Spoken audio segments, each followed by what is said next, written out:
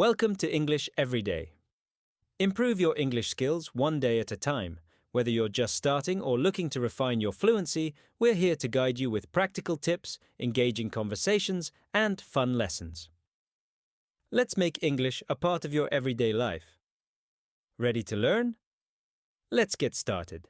All right, so get ready because we are going to take a deep dive into English verb tenses. Sounds good. You've sent us this guide, Yeah. and you want to know how to really use them, not just memorize all these rules. Yeah, for sure. Like so many tenses, right? Yeah, a lot of tenses. So consider this your crash course. That's right. In making these verb tenses actually work for you, not against you. Okay, so looking through the guide, I gotta be honest, it's a little intimidating. Right. The sheer number of tenses. Yeah. I mean, where do we even begin? Well, I think a good place to start is thinking about verbs as like the action heroes Oh, of our sentences. okay. They tell us what's happening, but like any good hero, they need the right outfit for the job. Okay. So that's where verb conjugation comes in. Okay, I like that. I like that analogy. Action hero. All right, so how do we choose the right outfit?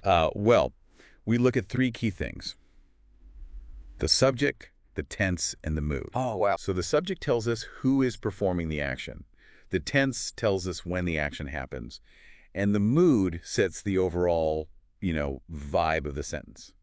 Okay, starting to come together now. Can you give me an example? Sure. So let's take the verb to walk. Okay. And let's say we have the sentence, I walk to work. Okay. So the subject is I, the tense is present simple, and the mood is indicative, meaning we're just stating a fact. Yeah, okay. But if we say, I wish I walked to work, Okay. now the mood shifts to the subjunctive, expressing like a desire or a hypothetical situation. Okay. Yeah, so you can see how that really changes the whole feeling of the sentence. Like a wish. Right, exactly. Okay. So now let's tackle those tenses. We'll start by journeying into the past, Oh, fun. where actions are complete, all done.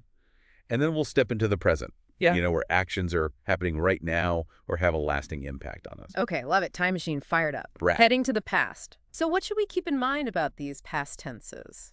Well, past tenses are all about completed actions or states. Okay.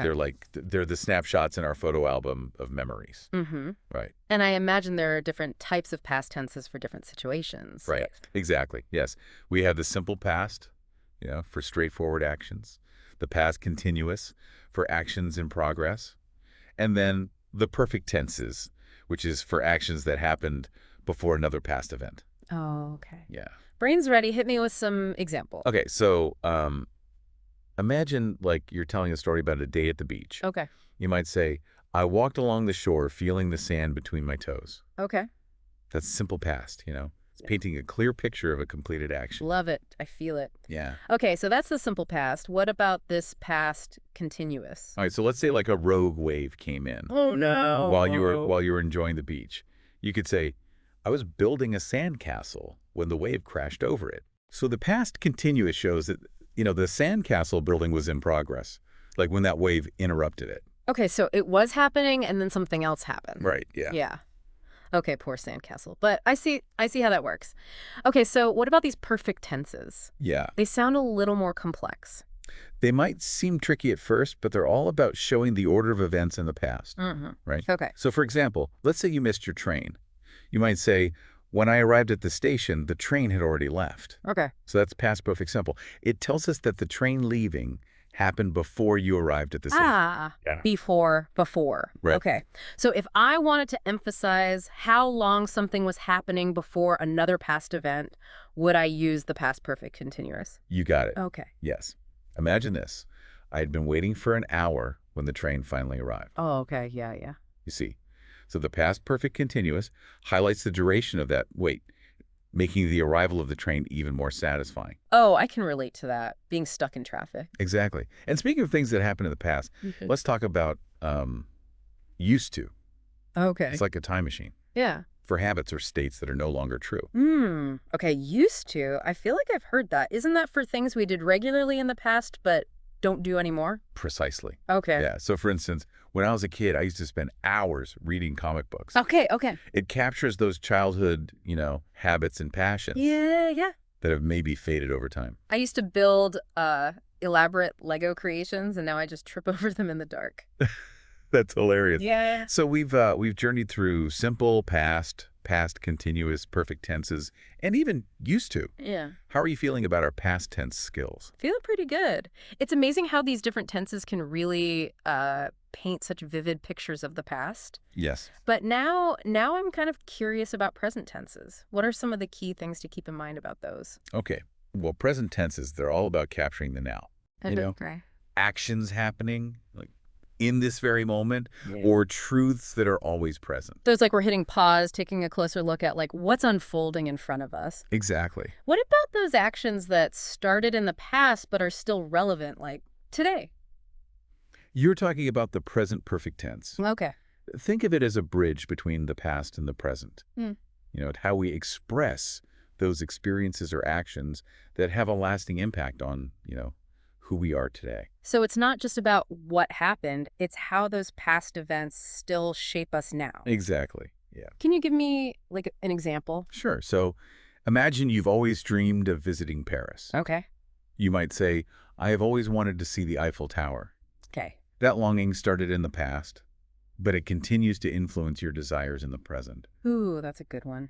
I've always wanted to try scuba diving. Like, exploring the underwater world Right. has always just fascinated me. Yeah, it sounds like an incredible experience. Yeah. And that sense of ongoing fascination, it perfectly captures the present perfect. Right. Okay, so we've got present perfect. What about actions, though, that are literally happening right now? That's where the present continuous tense comes in. Okay. It's all about those actions unfolding in real time. Yep. Like the waves crashing on the shore as we speak. Okay, so if I was to say, like, I am currently recording a podcast episode about English verb tenses. Exactly. That would be it. Yeah, it paints that picture of you in the studio, microphone in hand, actively engaging. Oh, love it. Giving our listeners a glimpse.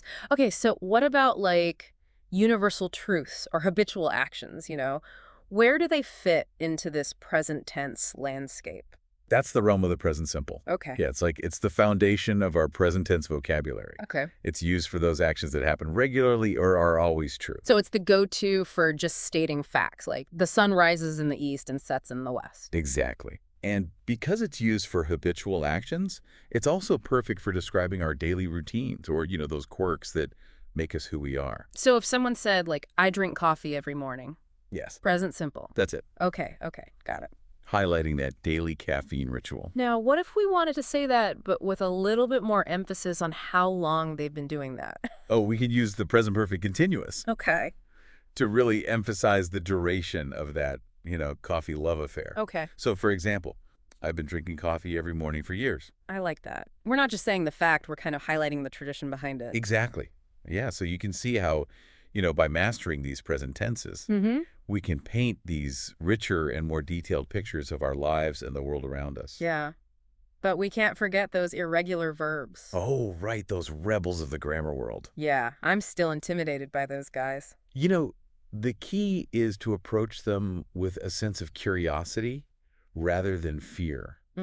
So instead of getting bogged down in memorizing lists, try to discover, the patterns and connections that make them unique. Okay, so look for patterns. Right. Right. For instance, like many irregular verbs, they change their vowel sound in the past tense, like sing becoming sang, Where? or drink becoming drank. Oh, like a vowel shift. Yeah, exactly. Okay, So forgot. they might seem daunting at first, but even, native English speakers, we make mistakes with irregular verbs sometimes. That makes me feel better. Yeah, the key is just to practice and embrace those moments, Yeah. as opportunities for growth. Love it.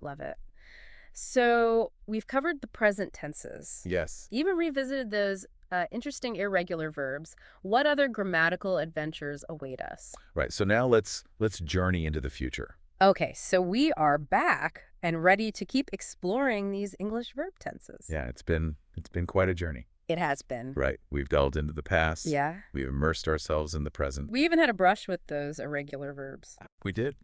Yeah, so it's really cool to see that verb tenses, they aren't just about grammar rules, they're really about storytelling. Yeah. Like painting these vivid pictures. Totally. They're about capturing the nuance of, time and experience. Totally, and it's amazing to see how these seemingly simple grammatical structures have such an impact on how we communicate. For sure. Speaking of impact, What about those future tenses? Yeah. How do we express those actions and events that, like, haven't even happened yet? Well, that's where we step into the realm of, like, possibilities, Hmm. predictions, aspirations. Future tenses allow us to project ourselves forward in time, Okay. imagining, what might be, Yeah, or yeah. expressing, like, our intentions for what's to come. Okay. Yeah. So, how do we navigate this future? hmm Are there different types of future tenses for, different scenarios? Oh, of course. Of course.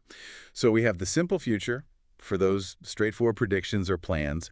And then we have the future continuous for actions that are in progress at like a specific future point.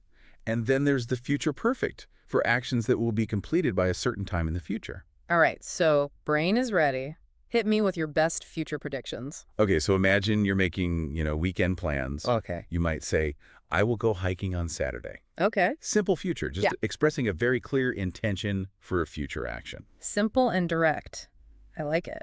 So, what about the future continuous? How do we express those actions that will be, like, in progress? All right, so let's say you're meeting a friend for lunch next week. You might say, I will be waiting for you at the restaurant at 1 p.m. Okay. So the future continuous really emphasizes that you'll be, like, in the midst of waiting Right, right. Like, it'll be happening. when your friend arrives, yes. Okay, got it, got it. So what about the future perfect? This sounds like it's about achieving something, like by a deadline. Yeah, you're right on the mark. Let's say you're working on a project with a really tight deadline. Yeah. You might confidently declare, by Friday, I will have finished the presentation. Oh, wow. Right. So the future perfect highlights that completion, Yeah, before that week is over. I can feel the accomplishment already. Right. And if you wanted to emphasize the duration of an action leading up to that, future point of completion, Mm-hmm. you can use the future perfect continuous. Okay. So for instance, by the time I graduate, I will have been studying English for 5 years. Wow. You're really highlighting the commitment there. Exactly right. So we're acknowledging the whole journey, Yeah. not just the final destination. Yeah. So, yeah, I think by using these different future tenses, we can express not only like predictions, plans, but, also hopes and dreams. Yeah. And like, those unfolding narratives of our lives. Yeah, I'm really starting to see that verb tenses, they're so much more than just grammar. They are, yeah. Like, they're tools we use to shape our experience, connect with each other. It's amazing. This deep dive has been really eye-opening. Yeah. I feel like I have a whole new appreciation for English verb tenses. I'm so glad to hear that. Remember, language learning, it's a journey. Mm-hmm. It's not a destination. Keep exploring, keep practicing, and just like keep embracing the beauty and complexity of, of the English language. I love it. Well, thank you for taking us through this exploration of verb tenses. Of course. I'm ready to put all this new knowledge to the test. Yes. And to our listeners, we hope you enjoyed this deep dive into English verb tenses. Remember, the world of language is yours to explore, one tense at a time. Thank you for tuning in to English Every Day. Keep practicing, stay consistent, and remember, every small step brings you closer to fluency. Don't forget to like, subscribe, and share your progress in the comments below. Let's continue this journey together. See you in the next episode.